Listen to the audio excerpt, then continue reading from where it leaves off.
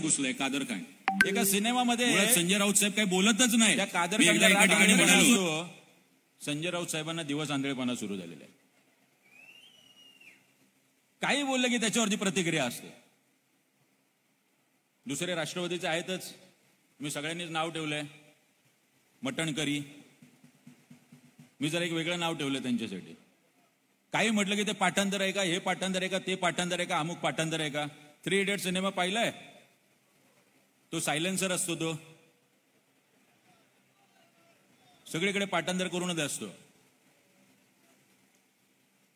बीडचे तात्या विंचू ते काल परवा बोलले नवनिर्माण आणि नवनीत यांचं काही कळत नाही. अहो तुमचंच काही कळत नाहीये नेमकं काय चाललंय. अजितदादांनी सकाळी सकाळी त्या भारतीय जनता पक्षाबरोबर छय्या छय्या केला तेव्हा तुमचे फोन स्विच ऑफ होते. तुम्ही कुठेतरी फोन बंद करून ठेवले होते. पवार साहेबांनी हे केल्यानंतर तुम्ही आलात तिथे. आज मनासारखं समाधानाचं खातं मिळालं नाही म्हणून सगळीकडे बोंबलत फिरताय. एकदा अफजल खानाच्या सेनेत आता नवीन सय्यद बंडा पण आलाय. असे प्रहार करणार आहेत आमच्यावरती आणि तुम्हाला वाटतं आमचा आवाज बंद होणार आहे? बंदच करायचं असेल या महाराष्ट्रामध्ये आलेल्या त्या ओवेसीचा थोबाड बंद करा, तर तुम्ही महाराष्ट्राचे खरे मुख्यमंत्री समजू आम्ही. कोण ओवेसी? संभाजीनगरला आदरणीय राजसाहेब ठाकरे यांची सभा झाली. सभेला 16 जाचकाठी, 15,000ची मर्यादा, जात भाषा प्रांत याच्यावर बोलायचं नाही. ओवेसीला काय मुकाट सोडलं तुम्ही भाषा जात प्रांत याच्यावर बोलायला?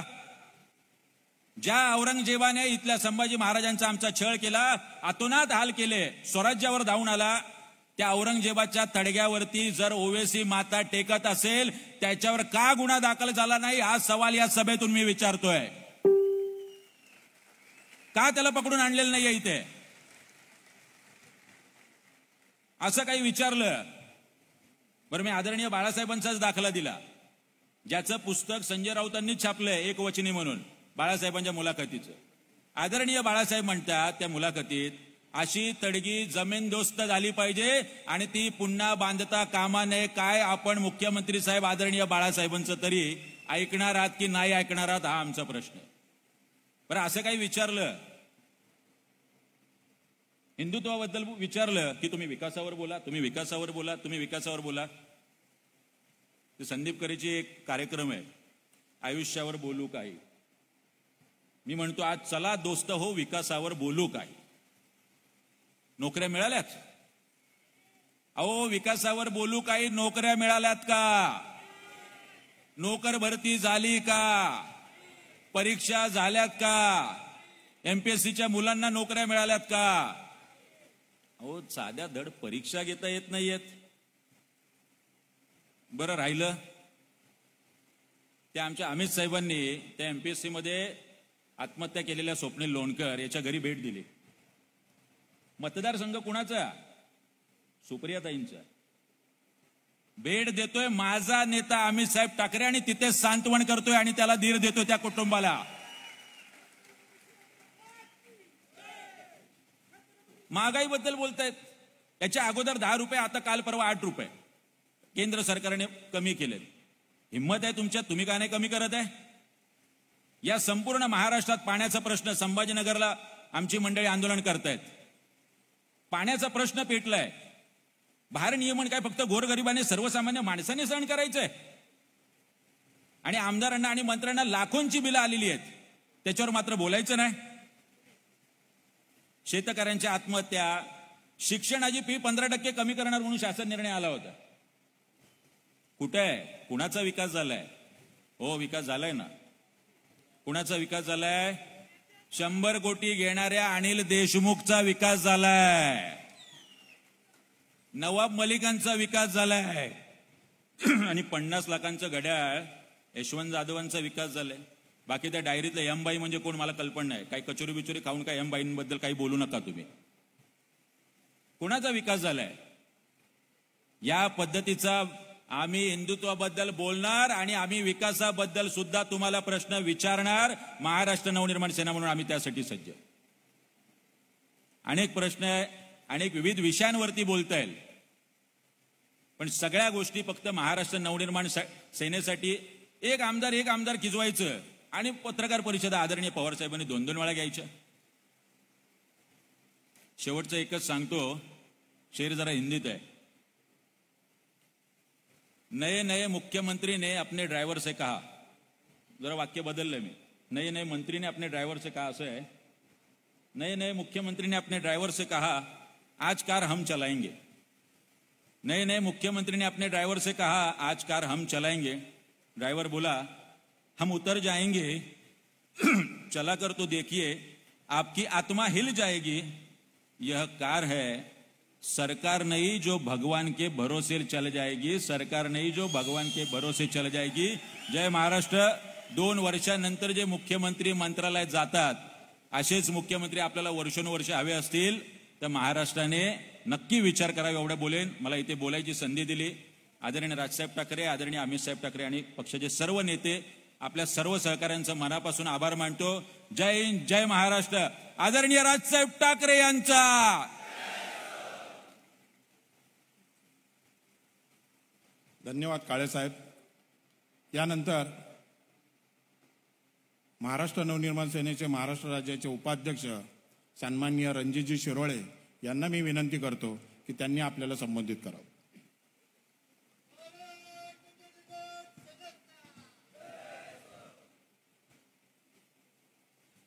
आई तुळजाभवानी, छत्रपती शिवाजी महाराज, परमपूज्य डॉक्टर बाबासाहेब आंबेडकर, क्रांतिज्योती महात्मा फुले, क्रांतिज्योती माई सावित्रीबाई फुले, सन्माननीय आदरणीय राजसाहेब ठाकरे, आदरणीय सर्व नेतेगण, आदरणीय व्यासपीठ आणि माझे सगळे सहकारी मनसैनिक, सगळ्यांना सप्रेम जय महाराष्ट्र.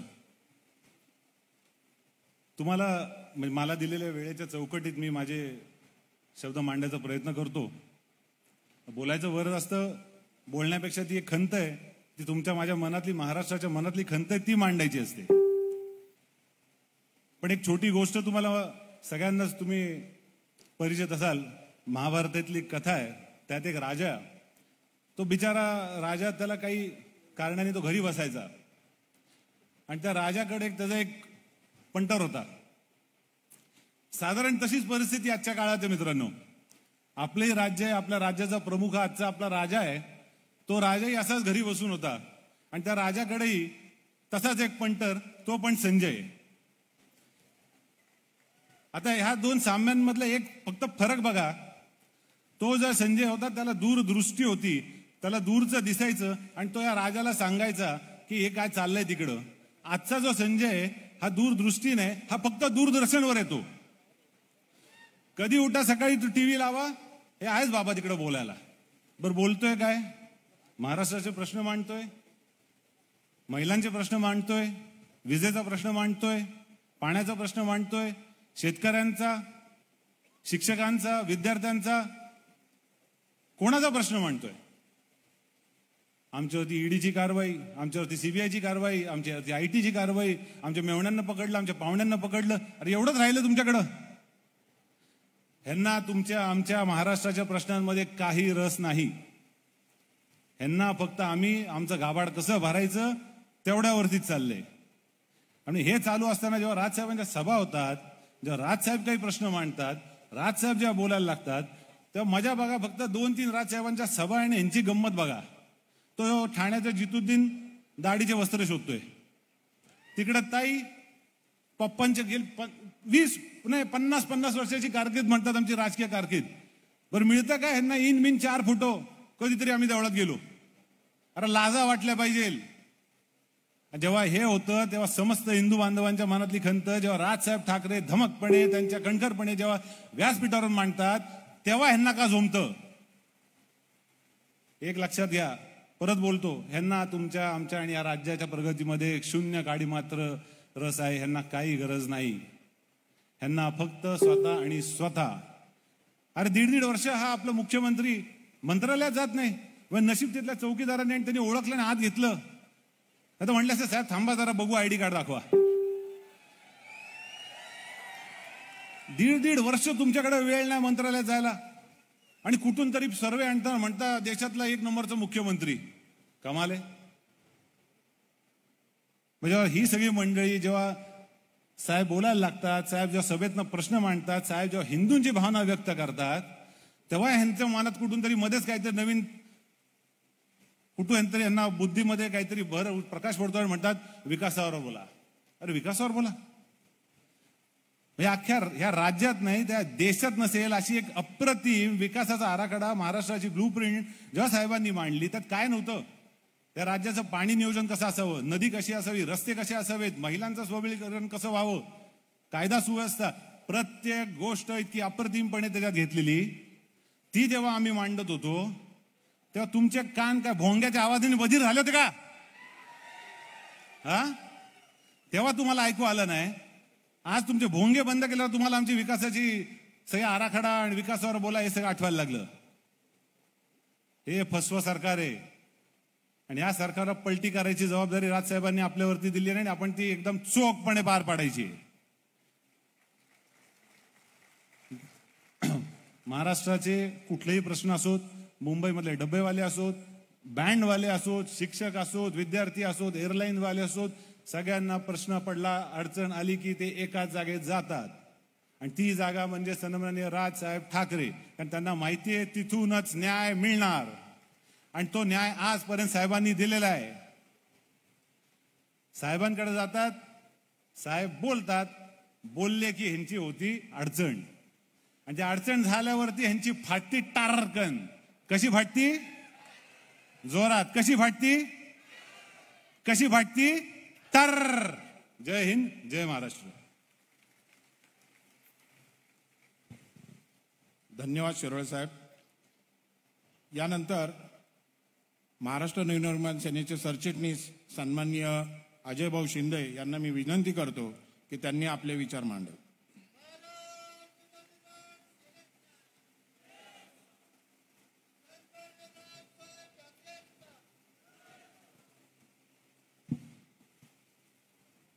सन्माननीय व्यासपीठ आणि जमलेले हिंदू जननो,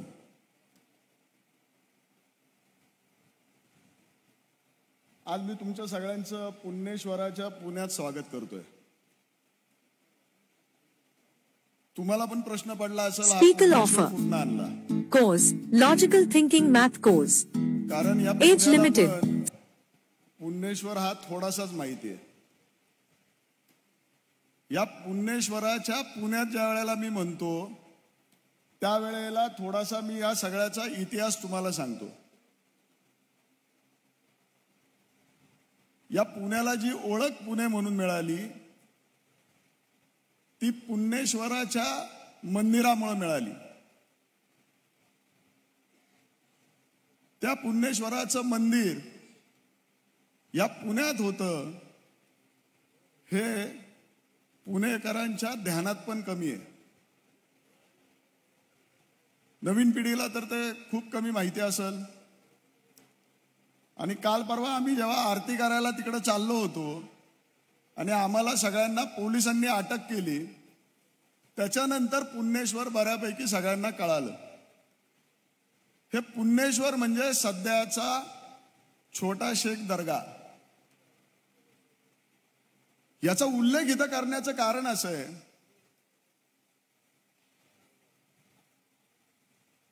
की 2 महिन्यापूर्वी जेव्हा आदरणीय हिंदू जननायक राजसाहेब ठाकरेंनी हिंदुत्वाची भूमिका प्रखरपणे मांडली आणि या देशात एक वातावरण हिंदुत्वाचं सुरू झालं.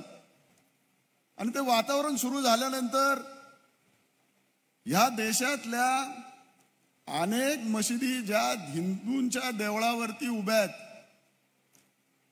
त्या मशिदींच्या आतमध्ये नक्की काय हे हळूहळू जाहीर व्हायला लागलं. बघा कसं असतं, प्रत्येक कालखंडात एक युगपुरुष येतो आणि त्या युगपुरुषाच्या नुसत्या अस्तित्वाने त्या कालखंड व्याप्त होतो. अशा एका युगपुरुषाने सध्याच्या कालखंडात नुसती भाषणं करायला सुरुवात केली आणि त्या भाषणानंतर अनेक सरकारी यंत्रणेला जाग यायला लागली, न्याय व्यवस्थेला जाग यायला लागली. आणि मग ती जाग कशी येते याचं उदाहरण जर आपण घ्यायचं झालं तर ज्ञानव्यापी मशीद. म्हणजेच काशी विश्वेश्वराचं देवस्थान. म्हणजे जे जे कुणी काशीला गेले असतील आणि ज्यांनी ज्यांनी काशी विश्वेश्वराचं मंदिर बघितलं असेल आणि त्या मंदिराला जोडून असलेली ज्ञानव्यापी मशीद बघितली असेल, त्याची तळपायाची आग मस्तकात गेली असेल. आम्ही ज्या ज्या वेळेला तिथे गेलो त्या त्या वेळेला आमच्या मनात प्रश्न पडला, अरे आमचं मंदिर एवढं छोटं कसं आणि एवढी मोठी मशीद या ठिकाणी उभी कशी. त्या मशिदीच्या कडे तोंड करून उभा असलेला तिथला नंदी गेले 350 वर्ष सगळ्यांना सांगत होता, अरे माझा देव या मशिदीच्या आतमध्ये.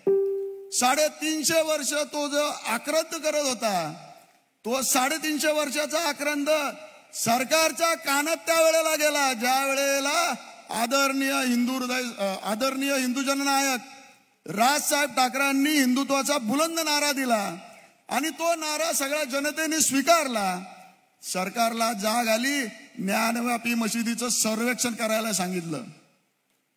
गेले 5 वर्ष आम्ही सुद्धा पुण्येश्वरासाठी भांडतोय. पुण्येश्वराला पण तेवढाच मोठा इतिहास आहे. भगवान शंकराचं मंदिर हा अल्लाउद्दीन खिलजी ज्या वेळेला ह्या देशावरती चालून आला, त्याचा एक सरदार बडा अरब म्हणून तो या पुण्यावरती चालून आला आणि त्यांनी हे मंदिर उद्ध्वस्त केलं. एक मंदिर नाही, 2 मंदिरं उद्ध्वस्त केली, पुण्येश्वर आणि नारायणेश्वर. तुम्हाला प्रश्न पडला असेल ही दोन्ही मंदिरं कुठे आहे. एक मंदिर आहे शनिवारवाड्याच्या बरोबर समोर आणि दुसरं मंदिर आहे लाल महालाच्या थोड्याशा पलीकडच्या बाजूला, जिथं कुंभार वेस आहे अशा ठिकाणी, जिथं आज छोटा शेख दर्गा आहे. या दोन्ही मंदिराचा इतिहास इतका मोठा आहे, नाथांच्या गाथेत आहे. कदाचित तिथं संत ज्ञानेश्वरांनी कीर्तन केली असतील, अभंग म्हणले असतील, याचे उल्लेख नाथांच्या गाथेत आहेत. ही सगळी मंदिरं उद्ध्वस्त झाली. या सगळ्या मंदिरांच्या वरती मशिदी निर्माण झाल्या आणि आपला हिंदू बांधव दर्ग्यांमध्ये डोकं टेकवायला जातो. अशा दर्ग्यांमध्ये डोकं टेकवायला जातो ज्या दर्ग्यांचा संबंध औरंगजेबांशी आहे. असा औरंगजेब जो छत्रपती शिवाजी महाराजांना संपवायला या महाराष्ट्रावर चालून आला. 28 वर्ष मावळ्यांनी त्याला या महाराष्ट्रात झुंजत ठेवला. असा बादशाह जो हिंदुस्थानवरती राज्य करत होता, मुसलमानी शासक होता.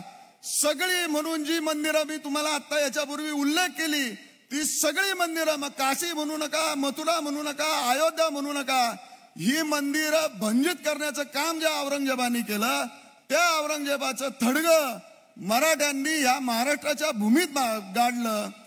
त्या औरंगजेबाचा नातू ज्या पुण्येश्वराच्या मंदिराच्या इथं गेला आणि त्याची कबर ज्या ठिकाणी आहे त्या ठिकाणी आपण माथा टेकवायला जातो. सगळेच जातात का असं नाहीये, पण आपण हिंदू ज्या वेळेला सहिष्णू होतो, तो सहिष्णूपणा जो आहे, तो सहिष्णूपणा हिंदूंच्या मुळावर येतो. आपण निधर्मी होतो. ज्या ज्या वेळेला हिंदुत्वाची गोष्ट केली जाते त्या त्या वेळेला आपल्यातले काही निधर्मी तयार होतात आणि ते निधर्मी सातत्याने या सगळ्या गोष्टी तशाच टिकून ठेवण्याला मदत करतात.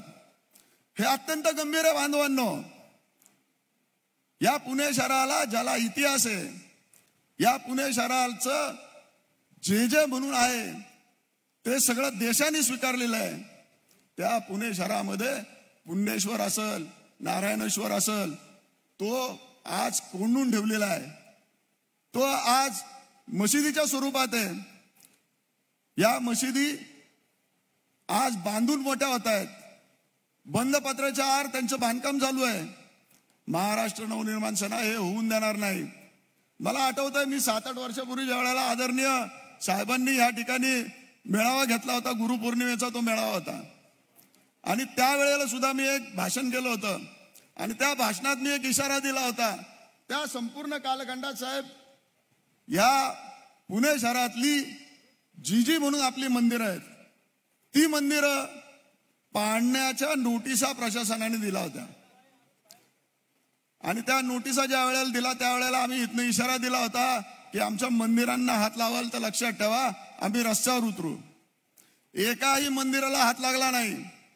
आज या ठिकाणी मी तुमच्या सगळ्यांच्या साक्षीने, माझ्या सर्व सहकाऱ्यांच्या सहकार्याने या प्रशासनाला एक इशारा देतोय. आजपासून पुण्येश्वर मुक्तीचा संग्राम आम्ही सुरू करतोय. तो संग्राम आम्ही टोकाचा करणार.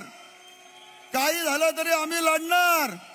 जसा काशी विश्वेश्वर मुक्त होईल, जशी अयोध्या मुक्त झाली, तसा पुण्याचा पुण्येश्वरही मुक्त होणार, अशी ग्वाही मी तुमच्या सगळ्यांच्या साक्षीने देतो. या पुण्येश्वराच्या मुक्तीच्या लढ्यात तुम्ही सगळे सहभागी होणार आहे. या प्रशासनाला तो इशारा या ठिकाणी देतो आणि थांबतो. जय हिंद, जय महाराष्ट्र.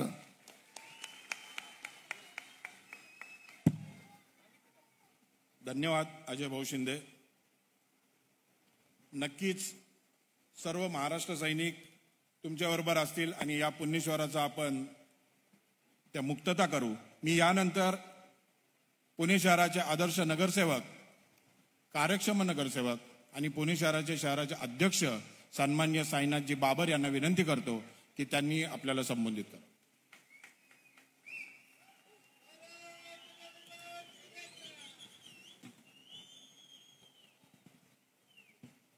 आई तुळजाभवानी, छत्रपती शिवाजी महाराज, डॉक्टर बाबासाहेब आंबेडकर, महात्मा ज्योतिबा फुले यांना प्रथमतः अभिवादन करतो.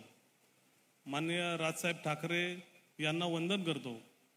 आणि आज या ठिकाणी महाराष्ट्र नवनिर्माण सेना पुणे शहरातली मी शहराध्यक्ष झाल्याच्या नंतरची पहिलीच सभा पुणे शहरात होती.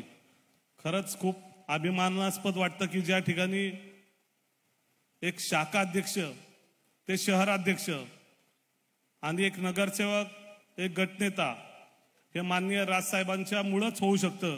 कारण सर्वसामान्य घरातल्या कार्यकर्त्याला न्याय द्यायचं काम माननीय राजसाहेब ठाकरे करत असतात. बऱ्याचशा गोष्टी आहेत की ज्या बोलायच्या आहेत. मला वाटतंय की साहेब भाषणाची सवय खूप कमी आहे आम्हाला, पण 16 केसेस आम्ही या ठिकाणी बसलेला मी असेल किंवा आमचे पुणे शहरातला प्रत्येक महाराष्ट्र सैनिक असेल, त्याच्यावर 10-10, 20-20 केसेस प्रत्येक आंदोलनाच्या आहेत. आणि आम्ही काम करणारी लोक आहोत, संघटनेला बांधलेली लोक आहोत आणि जास्तीत जास्त काम आणि पुणे शहरात महाराष्ट्र नवनिर्माण सेना घरोघरी पोहोचवण्याचं काम आम्ही करत आहोत. पुणे शहरामध्ये बरेचसे प्रश्न आहेत. म्हणजे महानगरपालिकेत काम करत असताना 15 वर्ष काँग्रेस राष्ट्रवादीची सत्ता होती. आज पुणे शहरामध्ये भाजपाची सत्ता होती. आता प्रशासन आहे. म्हणजे 15 वर्ष ज्यांची सत्ता होती साहेब, 24/7 म्हणजे 24 तास पाण्याची जी योजना आणली होती 2014 मध्ये आणली होती. 2014 पासून आजपर्यंत जवळपास 8 वर्ष झाली. पुणे शहराला 24 तास पाणी देणार म्हणून टॅक्स वाढवला, परत जवळपास 3,000 कोटीचं कर्ज काढलं, पण लोकांना पाणी अजून कुठे मिळालं नाही. अजून कित्येक वर्ष या पाण्यासाठी झगडावं लागेल पुणे शहराला. आम्हाला खूप मोठा प्रश्न आहे. आणि परत लोकांच्या समोर येतात की आम्हाला मतदान करा. असाच प्रश्न वाहतुकीचा सुद्धा आहे. वाहतुकीचा पूर्ण बोजबारा पुणे शहरात वाजलेला आहे. प्रत्येक चौकामध्ये ट्रॅफिक आहे. सर्वसामान्य घरातला माणूस जर बाहेर पडला, कामासाठी निघाला, नोकरीसाठी निघाला, तर त्याला प्रत्येक चौकामध्ये एवढं ट्रॅफिकला सामोरं जावं लागतं. आणि त्याचबरोबर मेट्रोचं सुद्धा काम सुरू आहे. आणि मेट्रो गेले बऱ्याच वर्ष मेट्रोचं सुद्धा काम या संपूर्ण पुणे शहरात चालू आहे. त्या कामामुळं प्रचंड अडचण होती. फुटपाथ तोडलेले आहेत, परत लोकांना चालू शकत नाही. अशा बऱ्याच गोष्टी या संपूर्ण पुणे शहरात अडचणीच्या आहेत.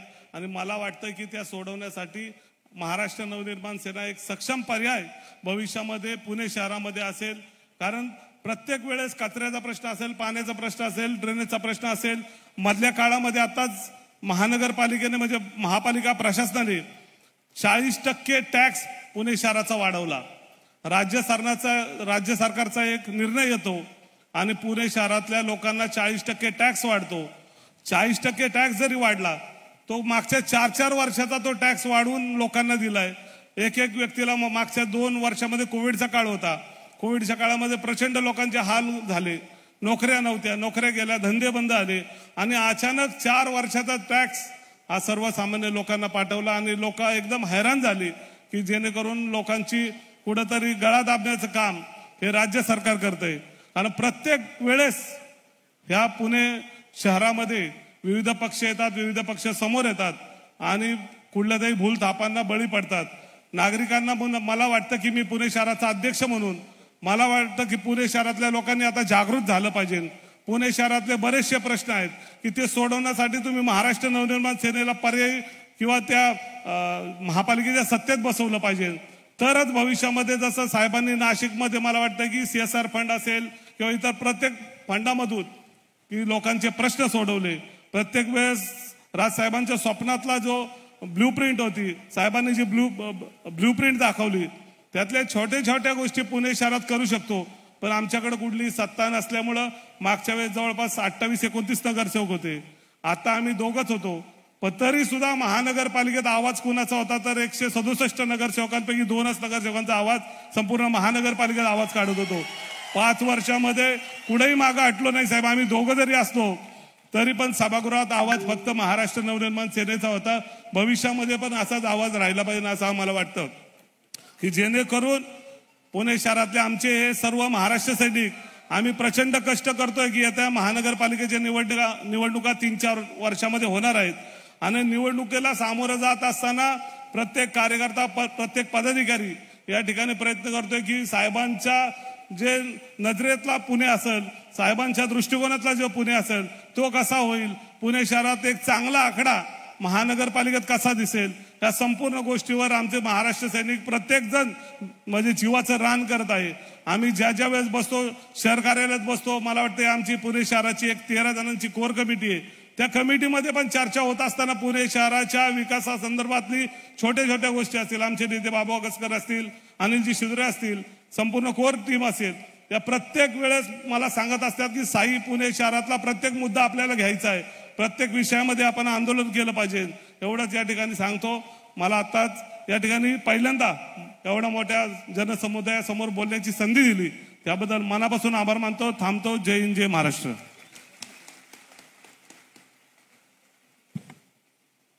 धन्यवाद बाबरसाहेब. यानंतर महाराष्ट्र नवनिर्माण विद्यार्थी सेनेचे अध्यक्ष सन्माननीय अमित साहेब ठाकरे हे अध्यक्ष झाल्यानंतर प्रथमच पुणे शहरामध्ये आलेत. त्यामुळे मी पुणे शहराच्या महाराष्ट्र नवनिर्माण विद्यार्थी सेनेच्या सर्व सहकाऱ्यांना विनंती करतो की त्यांनी त्यांचा सत्कार करावा.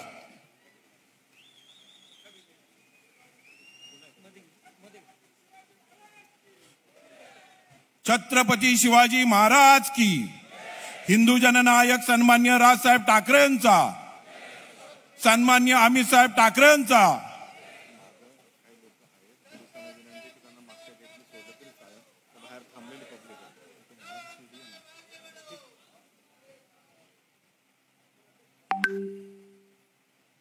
धन्यवाद. यानंतर महाराष्ट्र नवनिर्माण सेनेचे नेते सन्मान्य राजेंद्र उर्फ बाबू वागसकर यांना विनंती करतो की त्यांनी आपल्याला मार्गदर्शन करावं.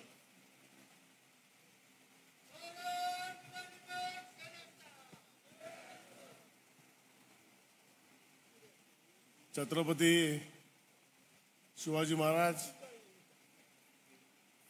परमपूज्य डॉक्टर बाबासाहेब आंबेडकर, आदरणीय व्यासपीठ आणि ज्यांनी आम्हाला घडवलं, जगायला शिकवलं, समाजात मान मिळाला असे आमचे ज्यांनी दिला असे आमचे आदरणीय राजसाहेब ठाकरे यांना मानाचा मुद्रा. माझी अवस्था अतिशय वेगळ्या प्रकारची आहे. आदरणीय राजसाहेबांच्या आणि तुमच्या मध्ये मला उभं केलंय. अशा वेळेस शब्द फुटत नाहीत आणि काय बोलावं हे होत नाही. परंतु एवढंच आहे की या पुणे शहरावर आदरणीय राजसाहेब ठाकरेंनी खूप प्रेम केलं. नेहमी नेहमी ते पुणे शहरात येतात, पुणे शहरांच्या आपल्या सर्व पदाधिकाऱ्यांना भेटतात, आपल्या मनसैनिकांना भेटतात आणि अनेक विषय ते आम्हाला सांगतात. आम्ही पुणेकर म्हणून आम्ही खूप भाग्यवान आहोत की एवढ्या मोठ्या नेत्याचा सहभाग आपल्याला वारंवार लागतो. आणि आम्ही सुद्धा अतिशय भाग्यवान आहोत की एवढे हुशार, एवढे अभ्यासू, एवढे आदर्श नेते आम्हाला लाभलेत. त्यांचा आम्हाला फायदा घेता आला पाहिजे. येणाऱ्या महानगरपालिकेच्या निवडणुका असतील, सन्मान्य राजसाहेब ठाकरेंचं आगमन झालेलं आहे. हिंदू जननायक सन्मान्य राजसाहेब ठाकरेंचा, महाराष्ट्र नवनिर्माण सेनेचा, हिंदू जननायक सन्मान्य राजसाहेब ठाकरेंचा. मी सन्मान्य राजसाहेब ठाकरेंना विनंती करतो की त्यांनी छत्रपती शिवाजी महाराजांच्या पुतळ्यास पुष्पहार अर्पण करावा.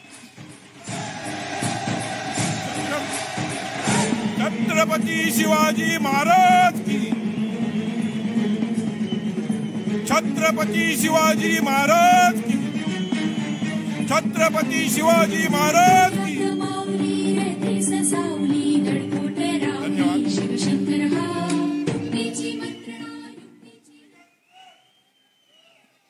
यानंतर पर्वती विधानसभा मतदारसंघाचे विभागाध्यक्ष विक्रांत अमराळे, त्याचबरोबर कसबा विधानसभा मतदारसंघाचे विभागाध्यक्ष गणेशजी भोकरे यांना विनंती करतो की त्यांनी सन्मान्य राजसाहेब ठाकरेंचा सत्कार करावा.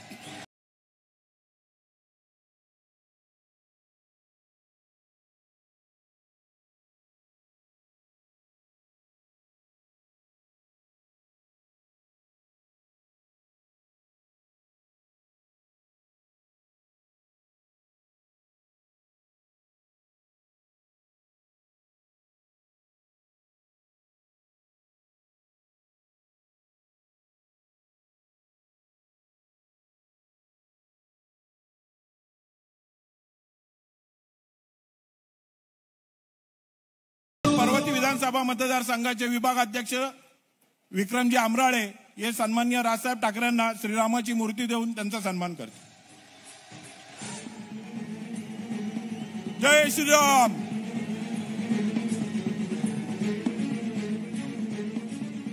आपण सर्वजण ज्या गोष्टीची वाट पाहता आतुरतेने,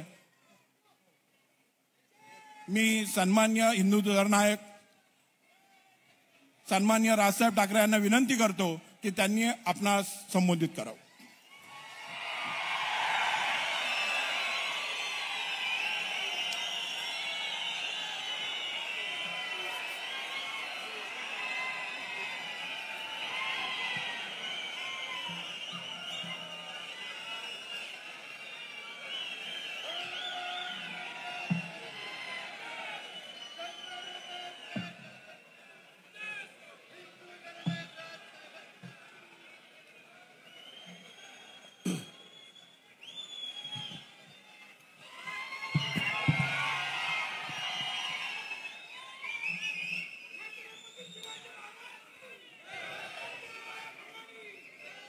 जमलेल्या माझ्या सर्व हिंदू बांधवांनो, भगिनींनो आणि मातांनो,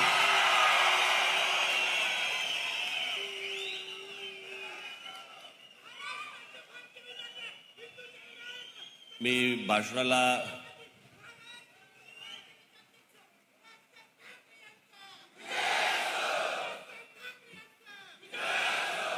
भाषणाला सुरुवात करण्या अगोदर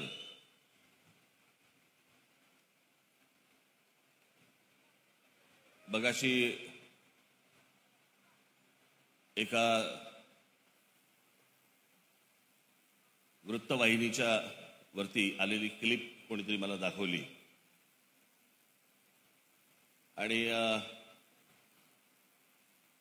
आजच्या या माझ्या भाषणासाठी म्हणून आपल्या पुण्यातले काही अंध विद्यार्थी इथे आलेले आहेत असं मला कळलं. कुठे आहेत ते?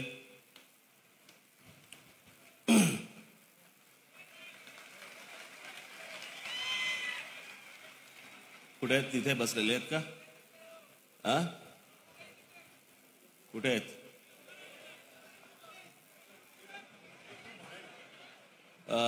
त्यांना सांभाळून वरती व्यासपीठावरती घेऊन या.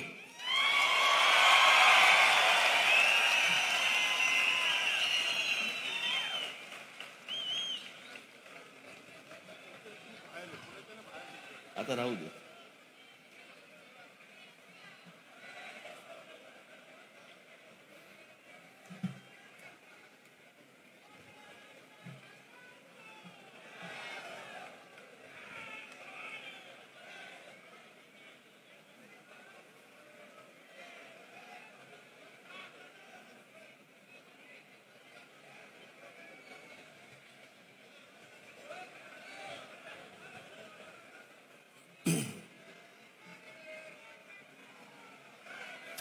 मागे खुर्च्या ठेवायला सांगा.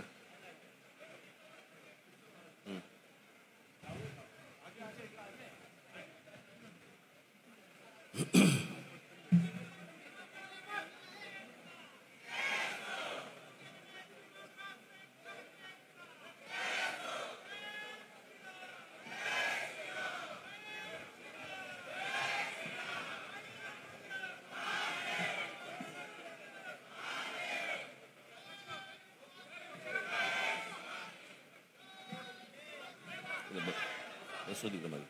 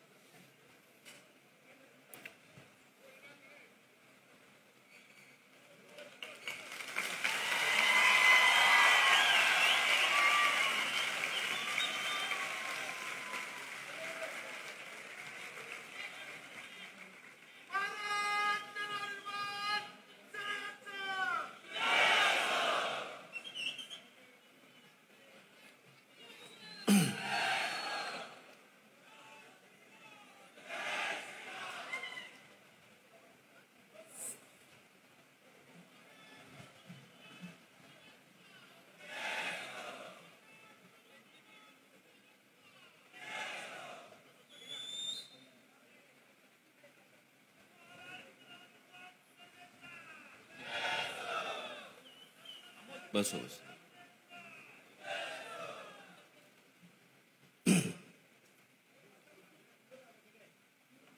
सुरू करू.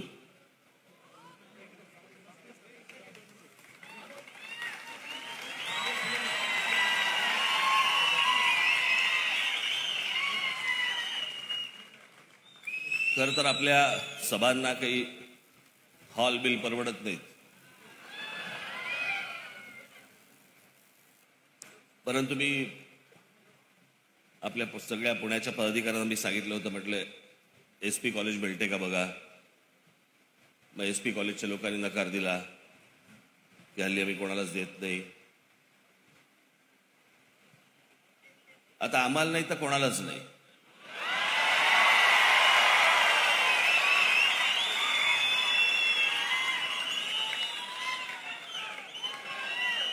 मग ते काय नदी पात्राचा विषय झाला, पण एकूणच आता सध्याचं हवामान पाहता कोणत्या वेळेला पाऊस पडेल अशी चिन्ह सध्या तरी दिसत आहेत. काल मुंबईमध्ये पाऊस पडला, आज कदाचित पुण्यात पडेल पण. आणि मी म्हटलं की ते निवडणुका नाहीत, काही नाही, उगाच कशाला भिजत भाषण करा.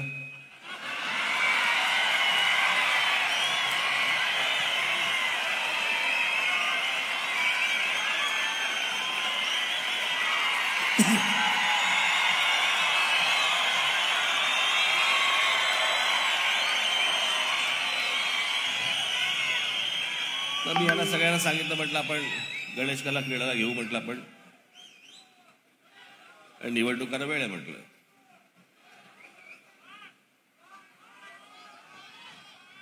काय आलं काय आवाज येईल, हळूहळू येईल.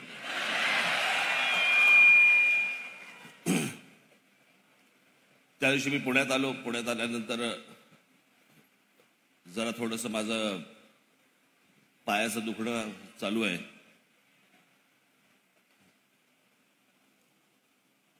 आणि त्या पायामुळे थोडंसं कमरेला मला थोडा त्रास होतो. 2 दिवस इथे पुण्यामध्ये तसं काही नव्हतं म्हणून मी परत मुंबईला गेलो. जरा काही फिजिओ जरा काही करायचं होतं. पण त्या दरम्यान मी जरा डॉक्टरांशी बोलून घेतलं, पण ते जरा थोडंसं प्रकरण जरा जास्ती वाढलं असल्यामुळे येत्या 1 तारखेला जरा शस्त्रक्रिया करतोय. ते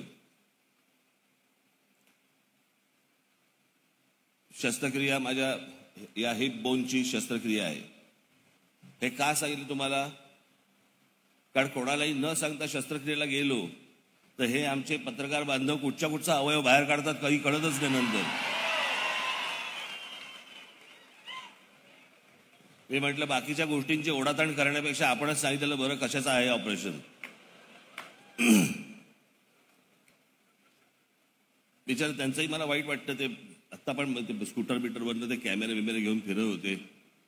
त्याशी मी पुस्तक घ्यायला गेलो, तिकडे पण बिचारे ते होते. आता काय त्यांना सांगितलं जातं काही फुटेज घ्या वगैरे वगैरे. तर मी कंटाळतो त्या गोष्टीला. बरं, भाषण दाखवणं इथपर्यंत मी समजू शकतो. आता निघाले, आता दरवाजा उघडला, हा बघा डावा पाय दिसला, हे बघा त्यांचं बोट दिसलं. कोणाला इंटरेस्ट झाला त्याच्यामध्ये? एक अवयव दाखवत बसणार तुम्ही माझा?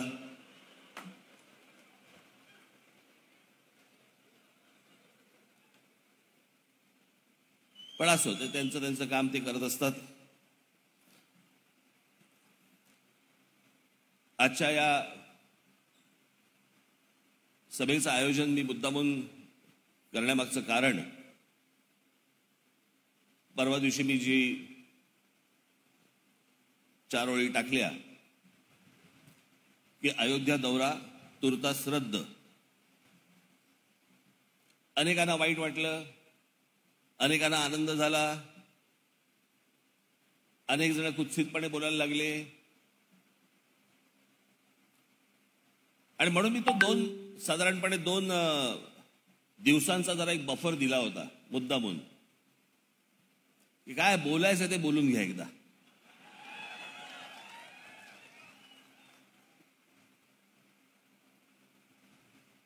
आणि मग मी माझी भूमिका महाराष्ट्राला सांगीन, देशाला सांगीन.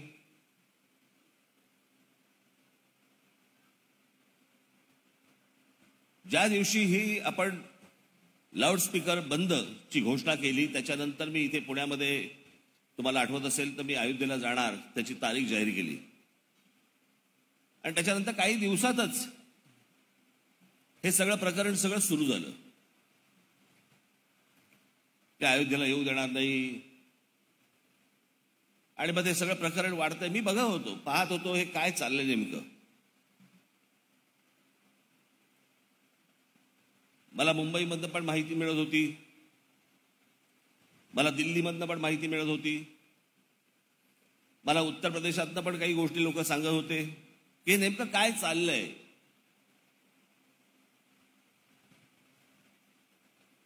आणि एक वेळ अशी आली की माझ्या असं संपूर्णपणे लक्षात आलं की हा ट्रॅप आहे, हा सापळा आहे.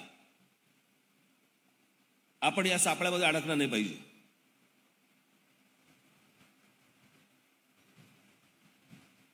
कारण या सगळ्या गोष्टींची जी सुरुवात झाली, त्याची जी रसद पोचवली गेली, ज्या गोष्टी केल्या त्याची सुरुवात महाराष्ट्रातनं झाली.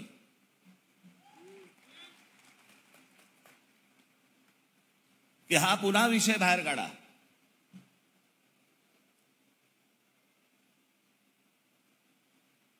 ज्यांना माझी अयोध्या वारी खुपली होती असे अनेक जण होते. आणि मग त्या सगळ्यांनी सगळ्या गोष्टी मिळून सगळा आराखडा आखला गेला. मी एकाच गोष्टीचा विचार केला, मी खरं तर अयोध्येला जाणार याचा मला जो विचार माझ्या मनामध्ये होता, राम जन्मभूमीचं दर्शन घेणं हे आलंच. परंतु मला असं वाटतं तुमच्यापैकी अनेक जण त्यावेळेला जन्माला देखील आलेले नसतील.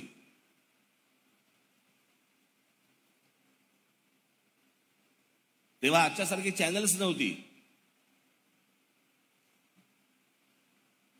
त्यावेळेला एकच दूरदर्शन एवढं एकच चॅनल होतं आपल्याकडे भारतामध्ये. आणि त्या दूरदर्शनवरती आत्ताच्या काही चॅनलचे काही कोणी आहेत काही पत्रकार वगैरे, ते त्यावेळेला न्यूज रील्स चालवायचे, एक अर्ध्या तासाच्या काही गोष्टी यायच्या आणि ते मग ते दूरदर्शनच्या वरती ते दाखवायचे. मला आजही आठवते, माझ्या डोळ्यासमोर ती अजूनही ते चित्र उभं आहे. ज्या वेळेला मुलायम सिंग सरकार ज्या वेळेला तिकडे होतं उत्तर प्रदेशमध्ये, ज्या वेळेला भारतातनं सगळ्या ठिकाणाहून ज्या वेळेला कारसेवक अयोध्येला गेले होते, त्यावेळेला आपल्या त्या सर्व कारसेवकांना ठार मारण्यात आलं होतं.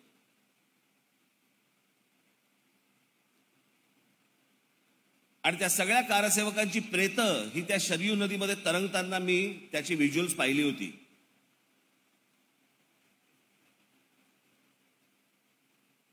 मला रामजन्मभूमीचं दर्शन तर घ्यायचं होतंच, प्रश्नच नाही.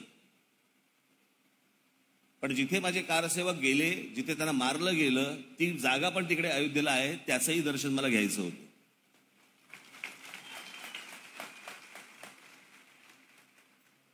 असो, राजकारणामध्ये भावना समजत नसतात अनेकांना, नाही समजल्या.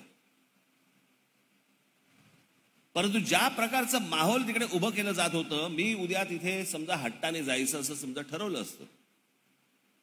मला माहिती आहे की आपल्या पक्षामधले हजारो आपले महाराष्ट्र सैनिक, महाराष्ट्रातनं असे माझे अनेक हिंदू बांधव हे तिकडे अयोध्येला आले असते. आणि तिथे जर काही झालं असतं तर आपली पोरं तर गेली असती अंगावर.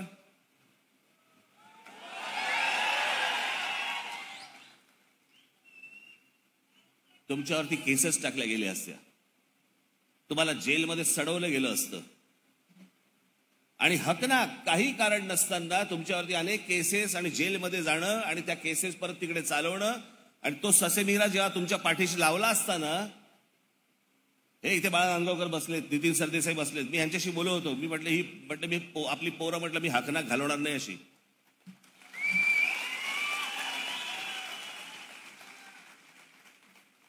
आणि मग बरोबर त्यावेळेला अनेक प्रमुख सगळे पदाधिकारी त्यावेळेला तिकडे बरोबर येणार होतेच. या सगळ्या प्रमुख पदाधिकाऱ्यांवरती, तुमच्यावरती, सगळ्यांवरती तिकडे केसेस टाकल्या गेल्या असत्या. आणि ऐन निवडणुकीच्या वेळेला त्या सगळ्या गोष्टी लावल्या असत्या. आणि निवडणुकीच्या वेळेला इकडे कोणीच नसतं.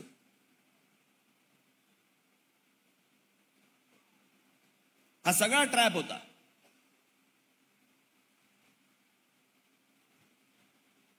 एक कोणतरी खासदार उठतो आणि तिकडच्या मुख्यमंत्र्यांना आव्हान देतो, शक्य आहे का?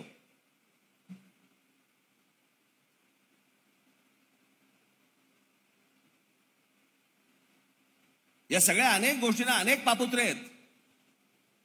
मला अनेक असे काही पापुत्रे आहेत, मला तुम्हाला सांगता पण येणार नाही, मला काही बोलता पण येणार नाहीत. पण ही माझी महाराष्ट्रातली ताकद हकनाक तिकडे सापडली असती, ती मला सापडून द्यायची नव्हती. मी म्हटलं जात नाही म्हटल्यानंतर 4 शिव्या खायला पण मी तयार आहे.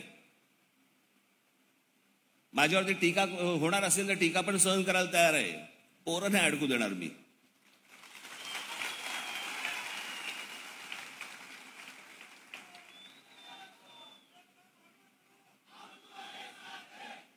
आत्ता जाग आली या सगळ्या गोष्टी की राज ठाकरेंनी माफी मागावी वगैरे. जवळपास 12-14 वर्षानंतर आठवण झाली. तेव्हा कुठे होती ही सगळी माणसं?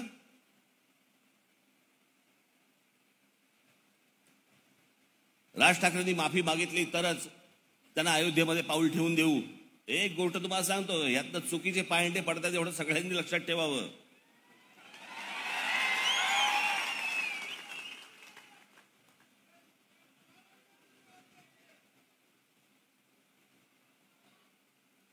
विषय माफी मागण्याचाच आहे ना. मग गुजरातमध्ये एक अल्पेश ठाकूर नावाचे एक गृहस्थ आहेत.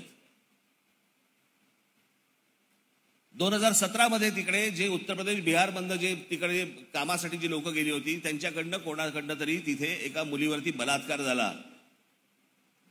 आणि तो बलात्कार झाल्यानंतर तिकडच्या उत्तर प्रदेश बिहारच्या लोकांना मारले आणि जवळपास 10,000 ते 15,000 उत्तर प्रदेश बिहारच्या लोकांना तिकडनं त्या रात्री गुजरातमधनं हाकलून दिले. ती लोक मुंबईमध्ये आली. आपल्याकडे तर काय आवजाव घर तुम्हारा आहे. हे मुंबईमध्ये आले आणि मुंबईमधनं नंतर परत ते उत्तर प्रदेशमध्ये गेले, परंतु तिकडे त्यांना मारण्यात आलं, तिकडे त्यांना हुसकवण्यात आलं, गुजरातमधनं बाहेर काढण्यात आलं. तिथून कोण माफी मागणार आहे?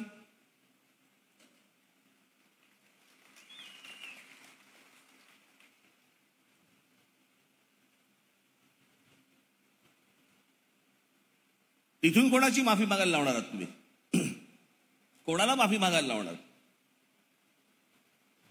आणि म्हणून मला असं वाटतं की तुम्ही पण सर्वांनी हे राजकारण नीट समजून घेणं गरजेचं आहे की हे आत्ता कसं काय सुरू झालं अचानक. ज्यांना आपलं हिंदुत्व झोंबलं, ज्यांना आपले लाऊडस्पीकर झोंबले, सगळ्यांनी एकमेकांचे सगळे आपल्या विरोधामध्ये सगळे एकत्र येतात, अन्यथा भांडत असतात. साधी गोष्ट लक्षात घ्या ना, ते आता ते काय कोणते दाम्पत्य, राणा दाम्पत्य. बरं, मी सांगितलं काय की जर मशिदीवरती बांग जोरामध्ये लागली तर त्याच्या समोर जाऊन हनुमान चालीसा तुम्ही लावा. अनेक ठिकाणी लावली गेली. हे राणा दाम्पत्य उठलं आणि मातोश्रीवरती जाऊन तिकडे हनुमान चालीसा म्हणणार. अरे मातोश्री बंगला काय, ती काय मशीद आहे का?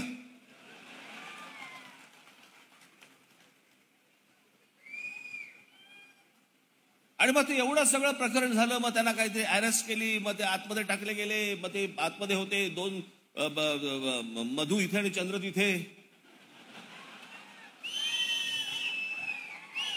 आणि मग या सगळ्या गोष्टींमधनं ते सगळे परत मग एकत्र आले, मग त्यांना सोडण्यात आलं. शिवसेनेकडनं काय वाटेल ते बोलण्यात आलं त्यांना, ते पण काहीतरी वाटेल ते बोलत होते शिवसेनेवर. एवढा सगळा राडा तुम्ही सगळ्यांनी टेलिव्हिजनवरती पाहिल्यानंतर लडाखमध्ये ते दाम्पत्य आणि संजय राऊत एकत्र जेवताना दिसले.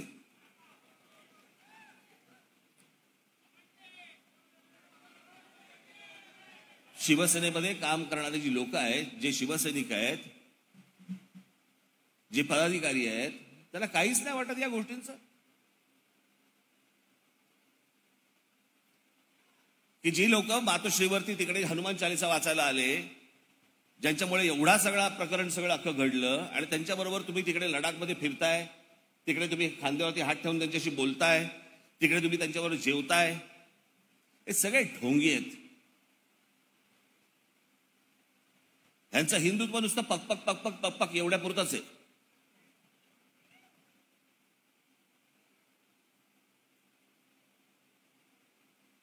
यांना दुसऱ्या गोष्टी नको आहेत.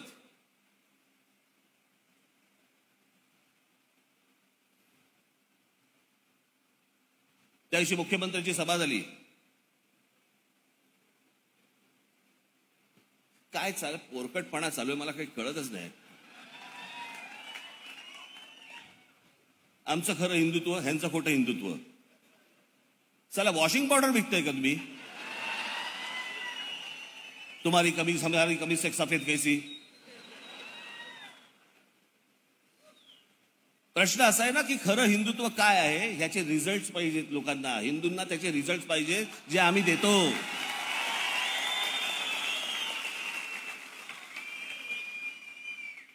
महाराष्ट्रातल्या मराठी माणसाला आम्ही रिझल्ट देतो.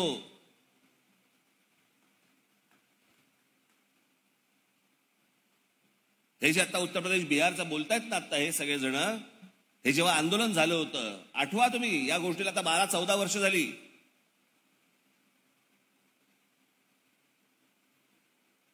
महाराष्ट्रामध्ये रेल्वे भरती होती आणि रेल्वे भरतीसाठी म्हणून तिकडनं लोक, हजारोनी लोक इथे महाराष्ट्रात रेल्वे स्टेशन्सवरती आली.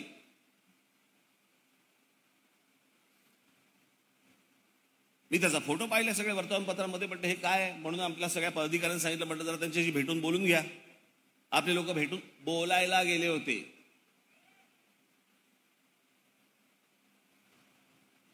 की कुठून आलात, काय चाललंय तुमचं, कशासाठी आलात तुम्ही इथे.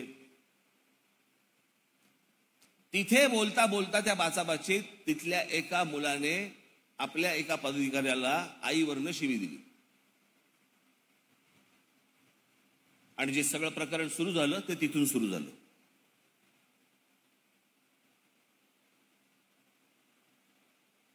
ते प्रकरण सोडा, पण होतं काय तर महाराष्ट्रामध्ये रेल्वे भरती होती आणि महाराष्ट्रामध्ये रेल्वे भरती आहे याच्या जाहिराती महाराष्ट्रातल्या वर्तमानपत्रांमध्ये कुठेही नाही, महाराष्ट्रातल्या मुलांना काहीही माहिती नाही आणि त्याच्या जाहिराती उत्तर प्रदेश आणि बिहारच्या वर्तमानपत्रांमध्ये येत होत्या. याच्याबद्दल बोलायचं नाही. उद्या जर उत्तर प्रदेश आणि बिहारमध्ये जर समजा रेल्वे भरती होत असेल तर उत्तर प्रदेश आणि बिहार मधल्या मुलांना तिकडे नोकऱ्या मिळाल्या पाहिजेत. महाराष्ट्रामध्ये असेल तर महाराष्ट्रातल्या मुलांना मिळाल्या पाहिजेत. इथे हजारो बेरोजगार तरुण तरुणी आज इथे आहेत. पण या सगळ्या गोष्टी झाल्यानंतर ज्यावेळेला तिथे ममता बॅनर्जी ज्यावेळेला रेल्वे मंत्री झाल्यानंतर त्यांनी रेल्वे परीक्षा या स्थानिक भाषेमध्ये घेतल्या जातील म्हणून सांगितलं आणि त्याच्यानंतर महाराष्ट्रातल्या हजारो मुलांना रेल्वेमध्ये भरती मिळाली, नोकऱ्या मिळाल्या. ते त्या आंदोलनाचं यश आहे.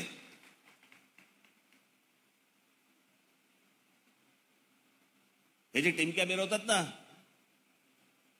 राज ठाकरे आंदोलन अर्धवट सोडतो. मला एक आंदोलन दाखवायचं, एक आंदोलन जे अर्धवट सोडलं. टोल नाक्याचं आंदोलन हातामध्ये घेतलं. जवळपास 64 ते 70 टोल नाके महाराष्ट्रामधले महाराष्ट्र नवनिर्माण सेनेमुळे बंद झाले.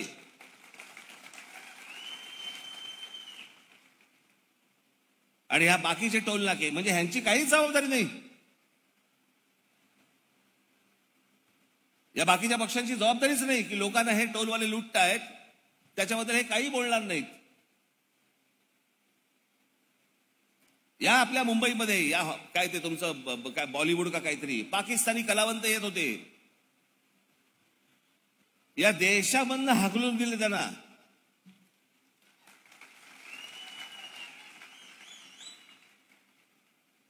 कुठे होते त्यावेळेला हिंदुत्वाची पकपक करणारे?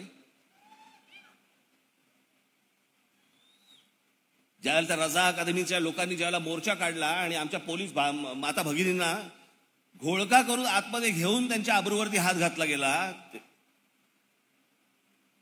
ते सगळे बाहेरचे सगळे मुसलमान तिकडे आलेले, त्या मोर्चामध्ये आलेले, त्यांनी आमच्या आया बहिणींवरती हात टाकला.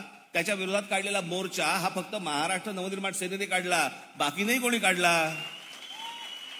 कोणतं हिंदुत्व बोलतोय तुम्ही? आणि प्रश्न असा आहे ना की या सगळ्या याच्यामध्ये उद्धव ठाकरेंनी मला एक पहिली गोष्ट सांगावी, तुमच्या अंगावरती एक तरी आंदोलन केल्याची केस तरी आहे का हो? मग ती मराठीच्या प्रश्नावरती असेल ना ते हिंदुत्वाच्या प्रश्नावरती असेल, एक तरी केस आहे का? भूमिकाच कुठची घ्यायची नाही. 92-93 दंगल झाली एवढंच फक्त आठवून द्यायचं, त्याच्यावरती फक्त सुरू. परवा दिवशी म्हणाले संभाजीनगरचं नामांतर झालं काय नाही झालं काय? मी बोलतोय ना. अरे तू कोण आहे?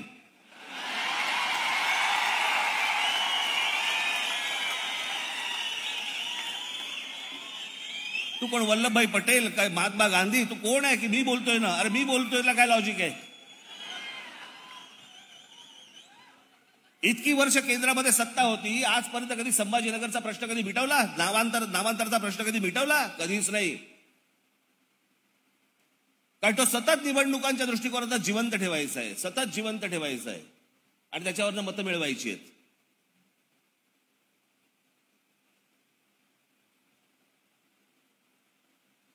याच गोष्टी फक्त यांना करत बसायच्या आहेत. कारण उद्या नामांतर झालं, संभाजीनगरचं नाव झालं, प्रश्नच मिटला. मग बोलायचं कशावर? त्या संभाजीनगर मधली सर्व लोक, अनेक महाराष्ट्रातल्या अनेक शहरांमध्ये ही प्रश्न आहे. 10 दिवस पाणी येत नाही शहरांमध्ये. संभाजीनगरमध्ये येत नाहीये, जालनामध्ये येत नाहीये, अनेक महाराष्ट्रातल्या अनेक ठिकाणी येत नाहीये. ते विषयच नाहीत.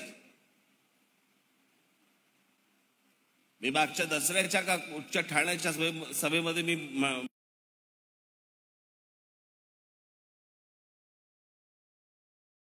म्हणालो होतो की माझी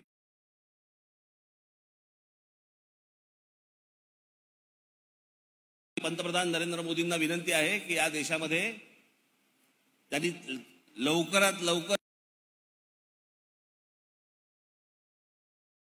समान नागरी कायदा आणावा.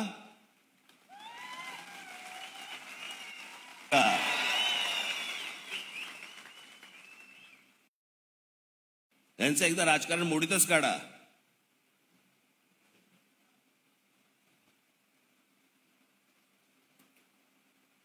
ह्यांच्या राजकारणासाठी, हिंदू मुसलमान मतांच्या ध्रुवीकरणासाठी म्हणून त्या MIM-ला मोठा केला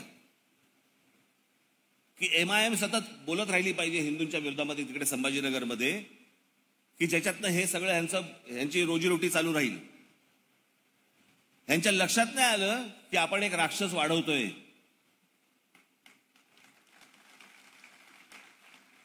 आणि म्हणता तिकडे त्या MIM-चा खासदार झाला यांच्या राजकारणात.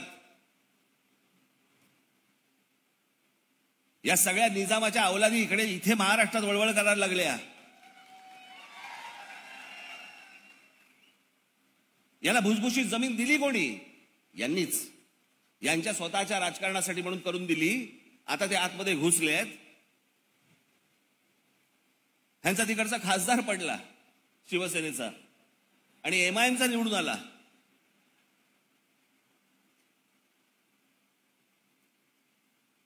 आणि आमच्याच देशात, आमच्याच महाराष्ट्रामध्ये या MIM-ची अवलाद येते आणि जो आमच्या शिवछत्रपतींना मारण्यासाठी म्हणून आग्र्याहून निघाला त्या औरंगजेबाच्या कबरीवरती येऊन डोकं टेकतात. आणि आम्हाला लाज नाही, शरम नाही, काही वाटत नाही आम्हाला. कारण सत्ताधारीच असे बसलेले आहेत. आता आमच्या शरद पवार साहेबांना जर समजा औरंगजेब हा सुफी संत वाटत असेल तर ह्याच्या मुलीकडे काय बोलायचं? सुफी संत अफजल खान हा शिवाजी महाराजांना मारायला आलाच नव्हता म्हणे. तो त्याचा म्हणे विस्तार करायला आला होता राज्याचा. मग काय मध्ये शिवाजी महाराज आले?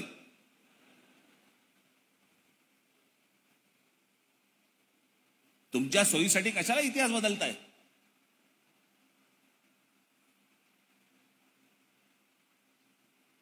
आणि ह्यांचं हे जे सगळं राजकारण चालू आहे, हे राजकारण तुम्ही लोकांनी नीट समजून घेणं गरजेचं आहे.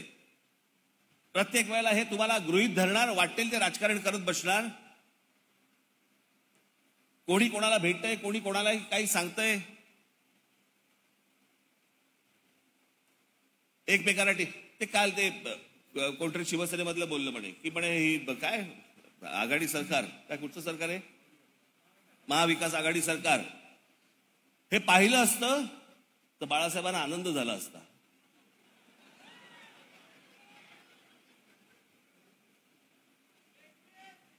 याच्यावरती कहर म्हणजे पवार साहेब सांगतायत की आम्ही सकाळी भांडायचो आणि रात्री जेवायला एकत्र बसायचो. तुम्ही बाळासाहेब ठाकरे यांची क्रेडिबिलिटी घालवताय. शिवसेनेला एवढी देखील अक्कल नाहीये की तुम्ही काय कोणाबरोबर राहताय. लोकांना वाटेल हे ह्यांचं खोटं खोटं भांडण चालायचं.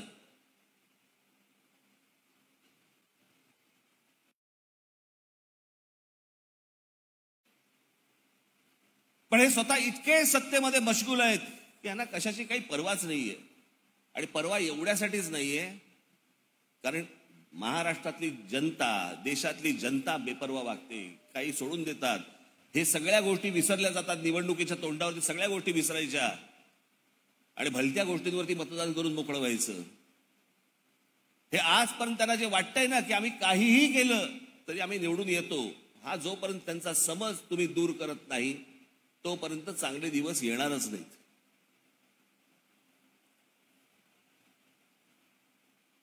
मला वाटलं होतं महाराष्ट्रामधला तिथे तो MIM-चा माणूस तिथे त्या औरंगजेबाच्या कबरीवरती गेल्यावरती महाराष्ट्र खवळेल. काही नाही, थंड महाराष्ट्र.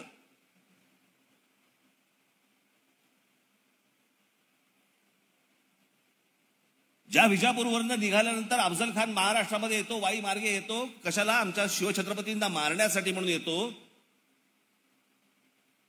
ज्याचा कोथळा शिवछत्रपती बाहेर काढतात त्याची एवढीशी असलेली एक कबर आज प्रतापगडाच्या पायथ्याशी जाऊन बघून या तुम्ही.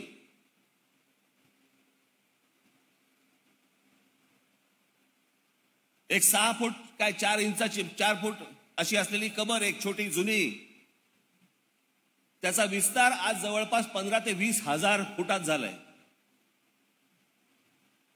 अफजल खानाची मशीद तिथे उभी राहिली आहे.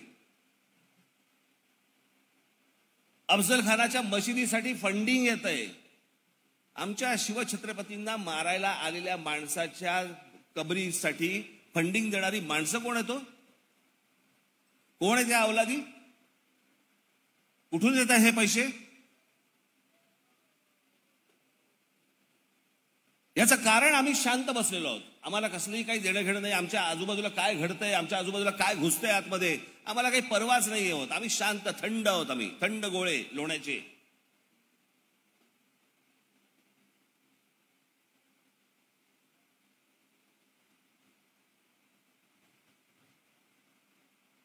आज भोंग्यांचा विषय ज्यावेळेला आपण काढला, भारताच्या इतिहासामध्ये पहिल्यांदा सकाळच्या अजान बंद झाल्या.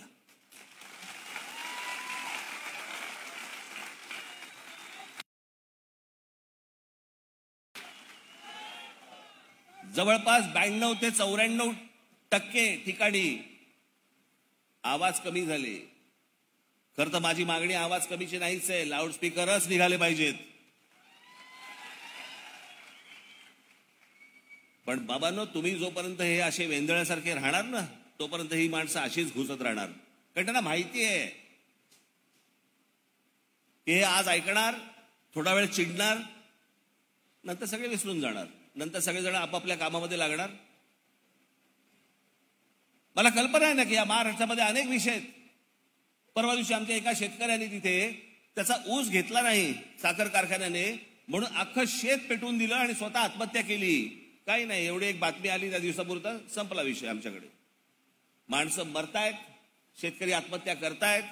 10 दिवस शहरांमध्ये पाणी येत नाहीये. कोणीतरी येऊन आमच्या त्या औरंगजेबाच्या त्या कबरीवरती डोकं ठेवतोय. आम्ही थंड गोळे.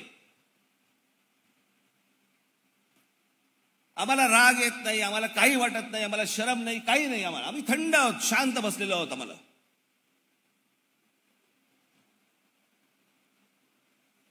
या थंड बसण्यामध्ये, राग न येण्यामध्ये, काहीही न क्रिया करण्यामध्ये 900 वर्ष परकीयांनी सत्ता गाजवली या भूमीवरती. 900 वर्ष. मधला 125 वर्षाचा मराठीशाहीचा इतिहास जर बाजूला काढला तर 900 वर्ष पारतंत्र्यामध्ये होता देश. गजनीचा मोहम्मद आल्यापासून ते साधारणपणे मधला 125 वर्षाचा काळ काढल्यानंतर 1947 साली ही भूमी स्वतंत्र झाली, ज्याला आपण हिंदुस्थान म्हणतोय, भारत म्हणतोय. ही सगळी मंडळी आतमध्ये घुसली कशी, आतमध्ये आली कशी, तुमच्यावरती राज्य केलं कसं? कारण आम्ही बेसावध होतो. आम्ही सतत सातत्याने बेसावध राहतो. आम्ही आजूबाजूला कुठेही काही पाहत नाही होत. आम्ही फक्त मोबाईलमध्ये काय कोणत्या क्लिप आल्यात आणि काय पुढचा फॉरवर्ड चालू आहे एवढंच फक्त बघतो.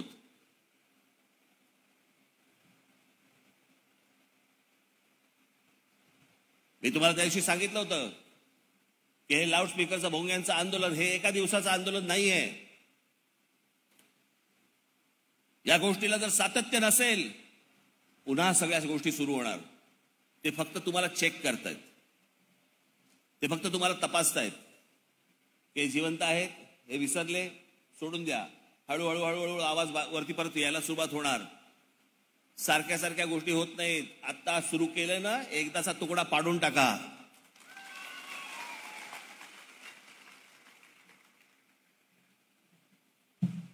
एकदाचा तुकडा पाडून टाका.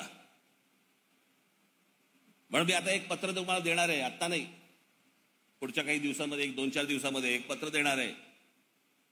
माझी महाराष्ट्रातल्या सर्व माझ्या महाराष्ट्र सैनिकांनी हात जोडून विनंती आहे, प्रत्येक घराघरामध्ये ते पत्र पोहोचलं पाहिजे. हे आंदोलन आहे. प्रत्येक वेळेला आंदोलन हे काही सर्व समाजाने लोकांनी सगळ्यांनी येऊन रस्त्यावरती केलं पाहिजे अशातला भाग नाहीये, परंतु त्यांचं सहकार्य, त्यांचा सहभाग हा त्याच्यामध्ये असणं म्हणजे एकंदरीत पाहत असेल तर लगेच ताबडतोब थांबतील, बंद होतील. ते पत्र मी तुम्हाला लवकरच देणार आहे. आणि अंड्याचं कालवण ह्या गोष्टी, या सगळ्या भोंग्याच्या सगळ्या प्रकरणामध्ये अनेक माझ्या महाराष्ट्र सैनिकांना, जवळपास 28,000 मुलांना नोटिसा गेल्या महाराष्ट्र सैनिकांना. कमी जास्ती इकडे तिकडे असेल. 28,000. जो कायदा पाळा सांगतोय त्याला नोटिसा बजावणार, त्याला अटक करणार, त्याला तडीपारा लावणार. आणि जे कायदे पाळत नाहीत त्यांच्याबरोबर चर्चा करणार. क्या लगता है असलम भाई, आपको कितना लगता है, कितना साउंड कितना होना चाहिए आपके बारे में? चर्चा, या चर्चा काय करायची?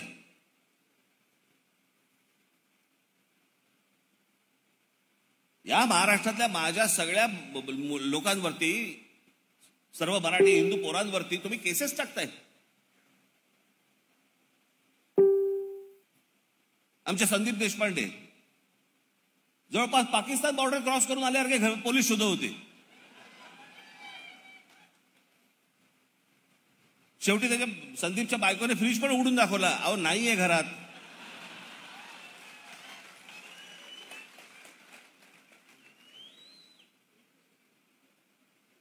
पण या सगळ्या आंदोलनामध्ये मी एक सर्वात महत्वाची गोष्ट, जर सगळ्यांनीच जोरात काम केलं, त्याचे हे सगळे परिणाम आहेत, त्याचे हे सगळे रिझल्ट दिसत आहेत.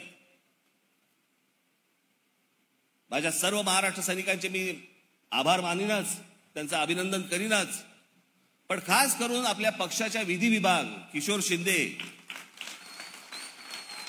ते आणि त्यांचे वकील सर्व मंडळी, महाराष्ट्रातली आपल्या सगळ्या विधी विभागाची सर्व वकील मंडळी, या सर्व लोकांचे मी खास करून आभार मानीन की सगळ्या ठिकाणी ही वकील मंडळी उभी राहिली आणि आपल्या पोरांना ताबडतोब बाहेर काढण्यात आलं.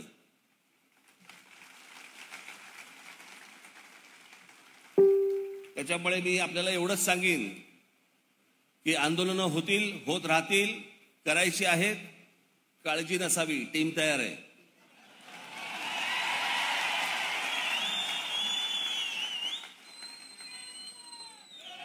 त्याच्यामुळे मी आता फार काही आपल्याला लांबण लावत नाही मी, परंतु मी पुढच्या आठवड्यामध्ये माझी शस्त्रक्रिया झाल्यानंतर एक 2-4 आठवडे माझे जरा काही रिकव्हरी या सगळ्या गोष्टींसाठी जातील. आणि ते झाल्यानंतर मग 1 महिना 1.5 महिन्यानंतर 2 महिन्यांनी मी पुन्हा आपल्यासमोर येईन. त्यावेळेला अनेक गोष्टींवरती मला काय वाटतं, काय विचार आहेत ते मी आपल्यासमोर मांडीन. तुर्तास हे जे आंदोलन आहे, हे आंदोलन आपल्याला चालू ठेवायचं आहे आणि त्याच्यासाठी जे पत्र आहे ते घरोघरी आपण सर्व हिंदू बांधवांच्या घरी, भगिनींच्या घरी आपण पोहोचवाल, ही एक आशा अपेक्षा बाळगतो आणि आपण सर्वांची मी रजा घेतो. धन्यवाद. जय हिंद, जय महाराष्ट्र. महाराष्ट्र नवनिर्माण सेनेच्या प्रथेप्रमाणे राष्ट्रगीत होऊन सभेची सांगता होईल. सर्वांनी राष्ट्रगीतासाठी उभे राहा.